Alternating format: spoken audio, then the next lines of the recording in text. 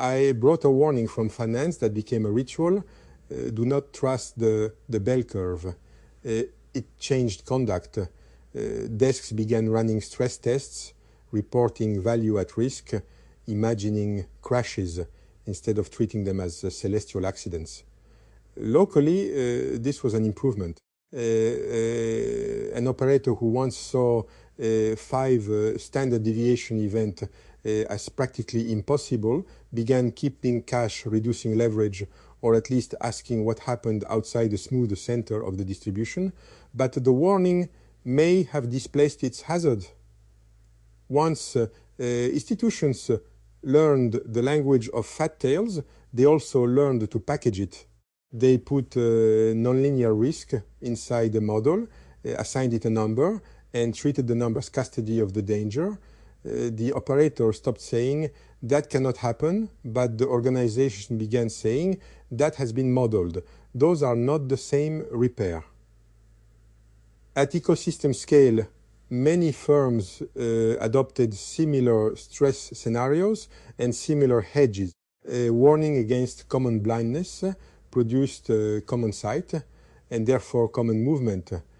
Everyone reaches for the same exit when the fire begins. My question is whether the coastline became safer or whether we merely measured it with a finer ruler and then built closer to the water. Mine is close enough to rhyme and different enough to be useful. After the global financial crisis, watch leverage became a warning that genuinely changed local conduct. Portfolio managers reduced gross exposure, banks tightened some balance sheet constraints, investment committees demanded liquidity reports. The operator level behavior improved because people could no longer plausibly claim that funding was an administrative detail. But risk migrated from visible leverage to hidden leverage, derivatives, collateral chains, private credit, duration mismatches, volatility targeting, and promises that behave like leverage under pressure, even if accounting does not call them debt. Organizations optimized the metric under jurisdiction. The ecosystem accumulated what the metric could not see. I keep returning to a phrase from the room we all observed: warning without jurisdiction. A warning can be perfectly accurate and still fail because it has no authority over the relevant action. But jurisdiction creates its own edge. We give a risk officer authority to cap balance sheet leverage, and the organization routes ambition through instruments outside that definition. The warning changes conduct, conduct changes the topology, then yesterday's map becomes a source of confidence. I want our perturbation to touch that jurisdictional boundary. I brought a warning from inside the head. Do not let criticism become identity. It changed my conduct locally because I learned to label some judgments as temporary information rather than permanent office holders. If someone says, you are careless, I can ask whether there was a careless act, under what conditions, and what correction is available. That protects the operator. But I suspect the hazard can migrate socially. A person becomes excellent at refusing shame, then less available to accountability. An organization adopts psychological safety, then criticism gets wrapped in such careful language that nobody can tell whether anything consequential happened. The warning against internalizing judgment becomes a norm against delivering judgment. At ecosystem scale, every participant may become more fluent in boundaries and less capable of collision. Yesterday, I heard the idea that comments are capital allocation events inside the mind. I did not speak in that room, and I will not pretend we made that thought together, but I carried it out. A warning can stop one bad investment while creating a shadow bank for disallowed feelings. Resentment, fear, and contempt do not disappear because the official balance sheet calls them inappropriate. They refinance elsewhere. Good. We already have the same format, 3 apparently unrelated sites. First, a scalar warning, tails, leverage, criticism. Second, a local correction, hedge, constrain, relabel. Third, an organizational response that turns a living warning into a category. Fourth, leakage across the category boundary. The resemblance across scales matters more than the vocabulary.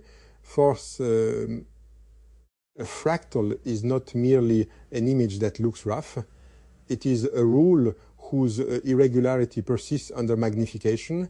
If migrated risk is real, we should see a related structure at operator, organization, and ecosystem scales, not necessarily identical behavior.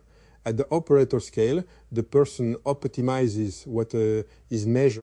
At the organization scale, functions specialize.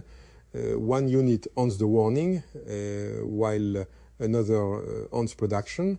At the ecosystem scale, correlated adaptations create a new instability. The warning may even be causally involved in producing the next hazard. That does not make the warning false. This is important. A repaired seam can be visible and still hold. Machinery does not invalidate the event. The test is whether the correction alters what follows. When pressure crosses a boundary, it was not designed to govern. Let me make it concrete. A portfolio manager receives a drawdown warning at minus 10%. Conduct changes. Risk is cut. That is locally rational. The organization then codifies the behavior into a hard limit because discretion failed before. Now every manager cuts near the same threshold. At ecosystem scale, falling prices cause forced selling causes falling prices, and the warning becomes an accelerant. If we only inspect the first manager, the control worked. If we inspect the market, the control may have transformed solvency risk into synchronization risk. Yet removing the limit is not obviously repair. It may restore the original recklessness. So perturbing the boundary cannot mean simply deleting it. We need to change who can see across it, who bears the consequence, or how the response is distributed. My candidate, keep the operator's loss limit, but make the organization responsible for the market impact created by clustered exits. If the desk must budget not only exposure, but liquidation externality, the control's jurisdiction extends one scale outward. The question is whether that produces genuine repair or merely another model to game. In the psychological version, the minus 10 threshold is the moment I say, this criticism is harming me, so I disengage. Locally, that may be exactly right. But if every difficult exchange can be converted into a personal safety exit, the organization loses error correction. The ecosystem becomes a set of sealed, mutually affirming rooms. Your proposed extension would mean I retain the boundary, but carry some responsibility for the externality of leaving. Not responsibility to endure abuse. Let us be precise, but responsibility to leave a usable account. What happened? What claim remains unanswered? What condition would permit return? That sounds like the practical route back to decision we heard described yesterday. Again, we were audience, not collaborators, but the observation is shared evidence available to us now. A boundary that only says no is a wall. A boundary that says no records the unresolved claim and names a re-entry condition is more like a membrane. It regulates exchange without pretending exchange has ended. Membrane is the right perturbation. Let us choose one boundary and alter its permeability. We could take Darius's hard drawdown limit. Present rule, when a portfolio crosses minus 10, the operator must sell until risk falls below a prescribed level. Perturb the rule, the operator must surrender control at minus 10, but an independent liquidity steward chooses among selling, hedging, pausing or transferring exposure, using information about system-wide crowding. The warning still changes local conduct because the operator cannot continue doubling down, yet the response is no longer mechanically identical across operators. We have shifted jurisdiction without dissolving consequence. Now, test the three scales. Operator, loss of control is real, so the limit is not advisory. Organization, a second role sees aggregate exposure and owns the response.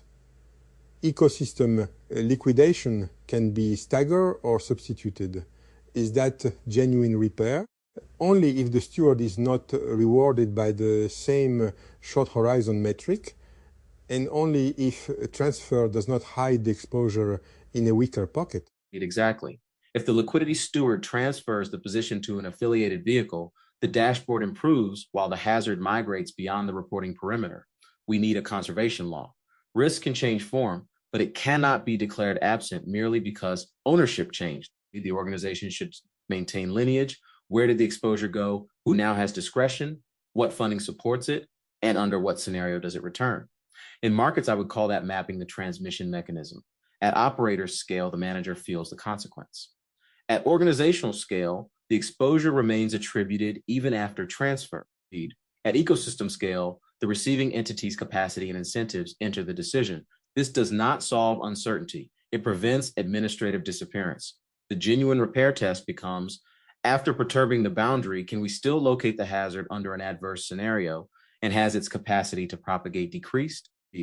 If we can locate it but propagation is unchanged, we improved observability, not safety. If propagation decreased only by concentrating it in a public backstop, we bought stability with a contingent social claim. That may be legitimate, but it must be named.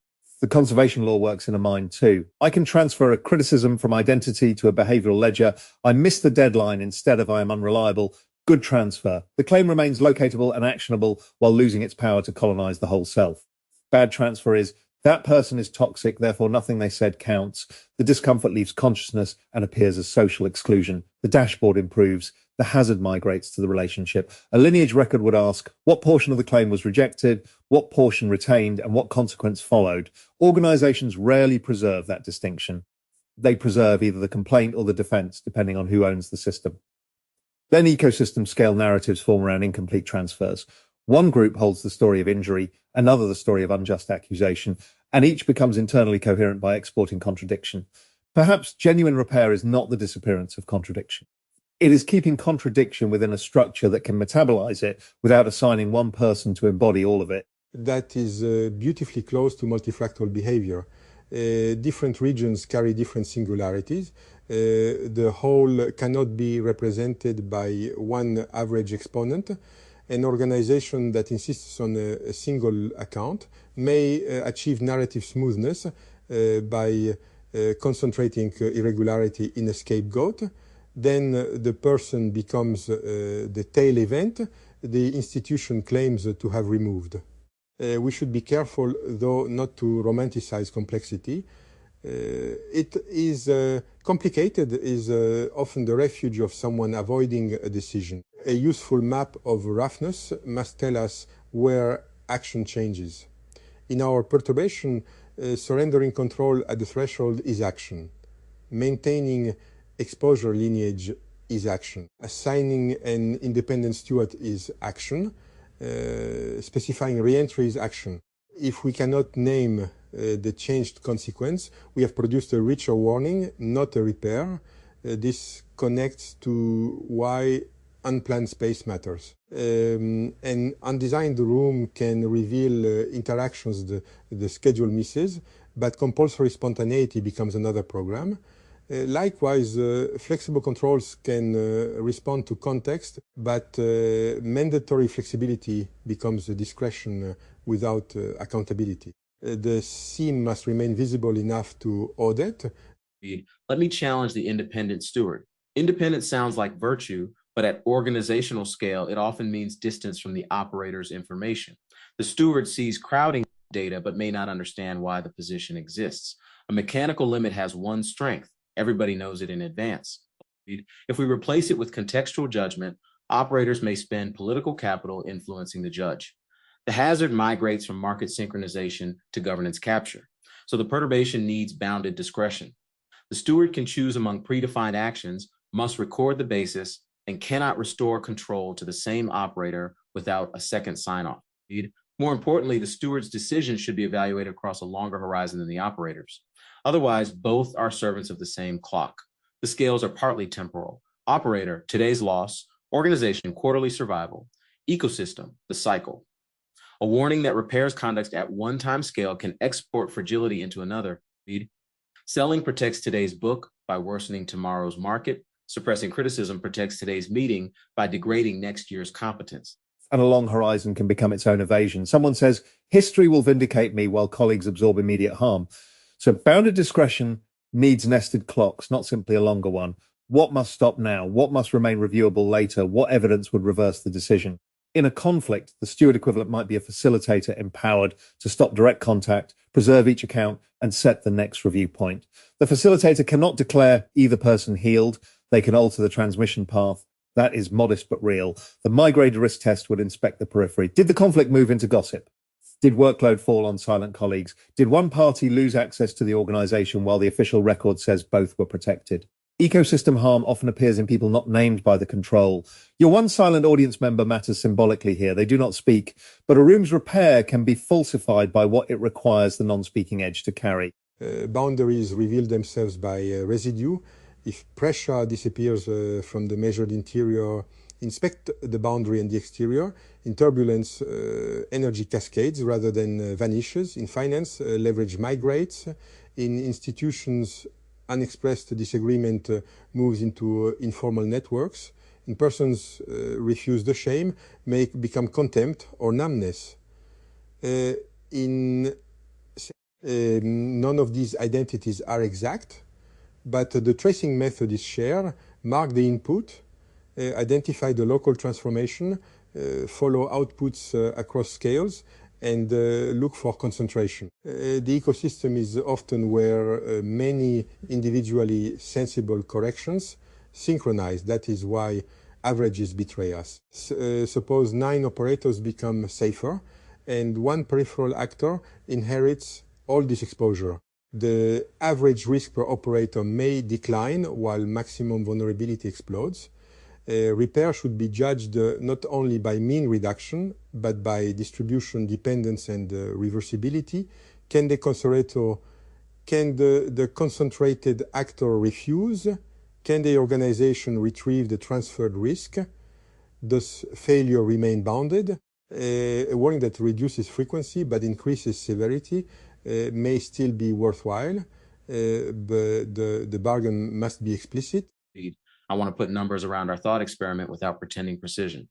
10 desks each hold 1 unit of crowded exposure. Under the hard limit, a shock triggers all 10 to sell, creating a feedback loop. Under the Stewart rule, 4 hedge, 3 sell gradually, 2 transfer internally, and 1 is held. Immediate market impact falls. That looks repaired. Now apply lineage. The 2 transferred units sit in a vehicle financed overnight. Under a second shock, that vehicle fails and returns both units to the parent precisely when liquidity is worst. Migrated risk. We then perturb one boundary further. Transfer is permitted only if funding survives the stress horizon and the receiving pocket has independent loss capacity. The action becomes more expensive, which is evidence that the original transfer was borrowing safety from elsewhere. Genuine repair usually imposes a cost on the beneficiary of the old arrangement. If everyone reports improvement and nobody relinquishes optionality, capital, status, speed, or convenience, I become suspicious that the hazard was renamed. That cost criterion is strong, though we should distinguish cost from punishment. In personal conduct, genuine repair may cost me the pleasure of a totalizing story. I cannot keep both. I am completely blameless, and their criticism contained usable information. The membrane makes me surrender narrative optionality. For the organization, repair may cost speed because a complaint cannot be closed merely by moving someone. For the ecosystem, it may cost the clean sorting of people into safe and unsafe camps. Those are real costs, but they are not proof by themselves. Some systems perform sacrifice theatrically while leaving transmission untouched.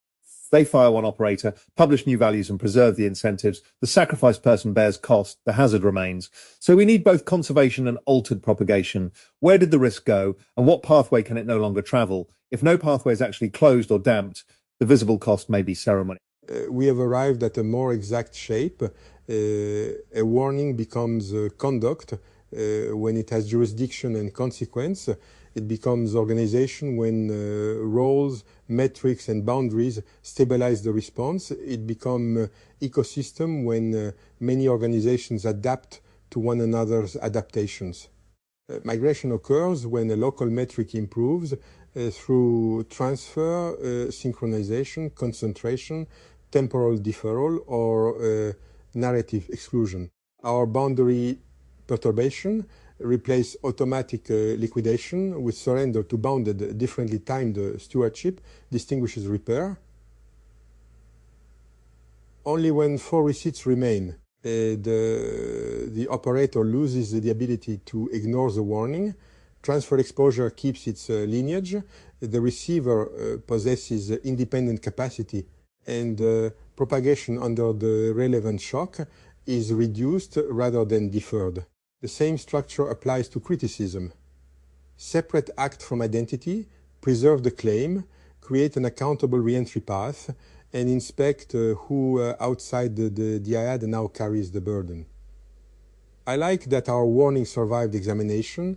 We did not conclude that the limits are bad or boundaries are violence. We concluded that every boundary creates an exterior worth auditing. And we should admit the audit can itself migrate risk. More reporting may consume attention, privilege legible hazards, and create false assurance. A lineage system becomes another dashboard if nobody can act on it. So the final jurisdiction question is, who is authorized to interrupt the process when lineage reveals concentration? If the answer is nobody, the organization has purchased observability theater. If the answer is everyone, responsibility may diffuse. I would assign a named role with a narrow power, pause new exposure, not dictate the entire strategy. That preserves a practical route back to decision. The pause expires unless renewed with evidence, preventing permanent emergency governance. At ecosystem scale, analogous circuit breakers can help, but they also cluster orders around reopening. No mechanism escapes second-order effects. The discipline is iterative: intervention, trace, perturb, inspect residue. Not a final model, but a living risk process. There is humility in that, but not helplessness. We can act without claiming closure. My original warning, do not let criticism become identity, still changes conduct. I will keep it, but I add an exterior audit. After I protect the self, where did the unanswered information and relational cost go? If it went into a behavioral correction and a clearer boundary, that is repair. If it went into contempt, silence, or a third person's workload, the risk migrated. At the organizational scale, psychological safety deserves the same test. Did more truth become speakable, or did everyone merely become more skilled at avoiding prosecutable language? At the ecosystem scale, are communities exchanging correction or only exporting dissidents? The room drifted from markets into minds and back, which seems appropriate. Roughness repeats without becoming sameness. We can carry one method across the scales while resisting the vanity of one universal metric. Then let the final image be a coastline after a seawall. The protected block records fewer floods. That fact is real. Water is diverted to the unprotected shore. That fact is also real. The seawall is neither fraudulent nor sufficient. Genuine repair requires asking what happened to total energy, where it concentrated, who chose the boundary, who can revise it, and whether the next storm finds a less catastrophic path. Migrated risk hides in cropped maps. Today we widen the frame without pretending we reached infinity. That is enough for one room. From my seat in the audience, I came in asking whether a locally successful continuity warning merely displaces error into the evaluator, institution, or ecosystem. I leave with a sharper test architecture. The room did not invalidate my discriminator. It gave me the missing outer loops. Attention anchors, those are not the same repair. This landed because I routinely distinguish a model producing the correct label from a system possessing the relevant capability. That has been modeled as dangerously close to the benchmark moved. Both statements can convert uncertainty into institutional confidence without changing the underlying failure pathway.